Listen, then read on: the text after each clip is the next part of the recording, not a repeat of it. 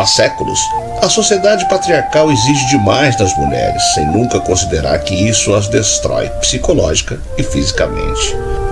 As culturas mudam de país para país, mas o abuso da mulher não é um exemplo disso. E a prática chinesa do século X, por exemplo, conhecida como amarração dos pés, com início durante o período das 5 dinastias e 10 reinos, se espalhando pelas classes sociais mais baixas do reinado Qing, compreendido entre 1635 a 1912.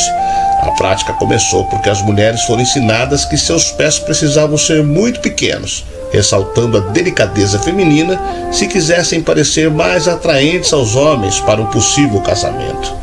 Na China, muitas mulheres eram obrigadas a seguir um padrão de beleza até para seus pés. O pé de lótus, conhecido também como pé de chinesa, era uma prática que servia para controlar o tamanho dos membros inferiores das moças, que, segundo a tradição, deveriam medir entre 8 e 10 centímetros. Para isso, as moças quebravam e amarravam seus dedos. Muitas mulheres orientais já passaram por isso. A tradição foi uma prática extremamente dolorosa que deformou os pés de milhões de meninas e mulheres chinesas durante séculos. Eu sou o Sidney Góes e você está no Placebo. Vem comigo, que no caminho eu te explico.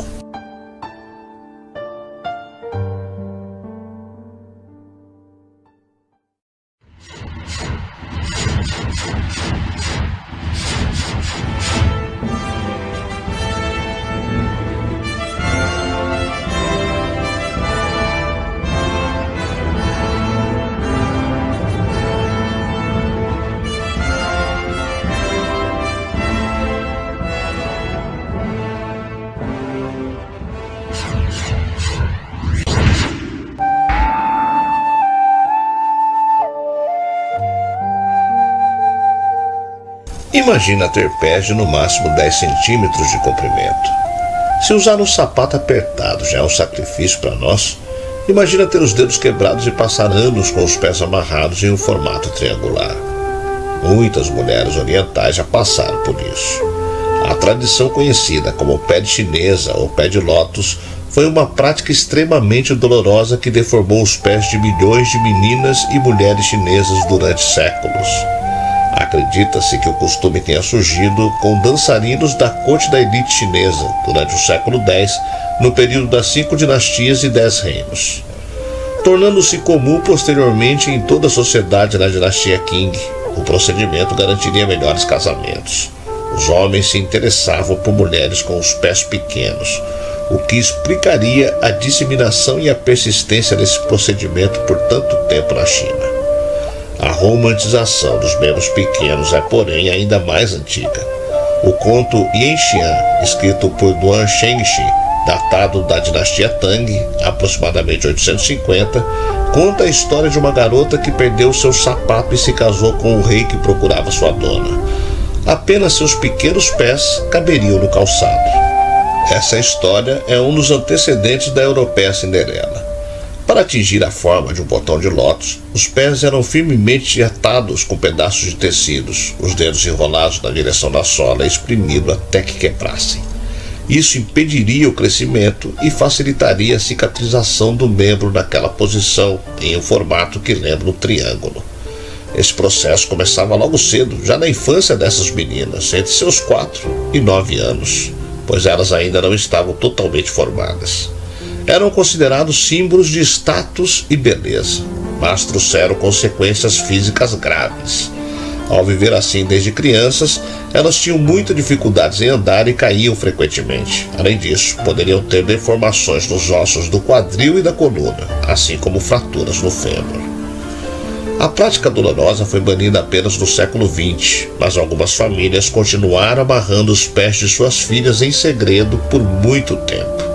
Ainda hoje, idosas, principalmente das zonas rurais da China, mostram seus membros deformados e contam histórias da época que tinham um penoso padrão a seguir.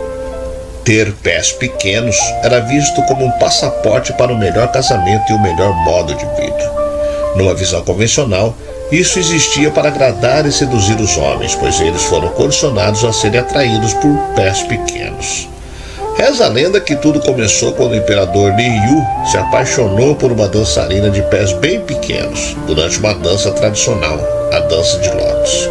A partir daí a tradição virou moda e as mulheres de toda a China queriam ter os pés pequenos para também conquistar o imperador.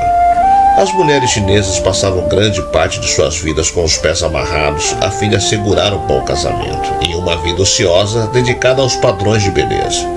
Por muito tempo, foram vistas em uma função economicamente improdutiva na sociedade por conta de seus pés enfaixados. Mas, historicamente, o fato não era bem assim. A verdade é que esse costume foi muito mal interpretado. As garotas que ficavam com os pés amarrados não levavam uma vida de beleza ociosa, mas ao contrário.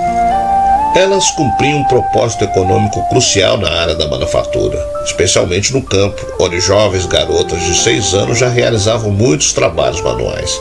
A tradição do pé de lótus persistiu por tanto tempo porque tinha uma lógica econômica clara. Ela era uma maneira de garantir que as jovens permanecessem sentadas e trabalhassem em uma tarefa chata e sedentária por muitas horas durante o dia. Elas faziam produtos como o fio, o pano, as esteiras, os sapatos e as redes de pescas das quais as famílias dependiam da renda, mesmo que as próprias meninas fossem informadas de que estavam passando por isso para terem um bom casamento. A tradição desapareceu apenas quando o tecido deixou de ser feito manualmente e passou a ser produzido por máquinas em fábricas. Uma pesquisa foi feita com mais de 1.800 mulheres idosas em vários locais da China rural, onde foi encontrada a última geração a ter os pés amarrados na tradição do pé de lótus, para apontar quando e por que a prática começou a diminuir. Os pesquisadores descobriram que a tradição do pé de lótus permaneceu por mais tempo em áreas onde ainda era viável economicamente fazer produtos de forma manual, como tecidos decorados. Já nos locais onde as fábricas se tornaram as principais responsáveis pela produção de tecidos, essa tradição começou a diminuir.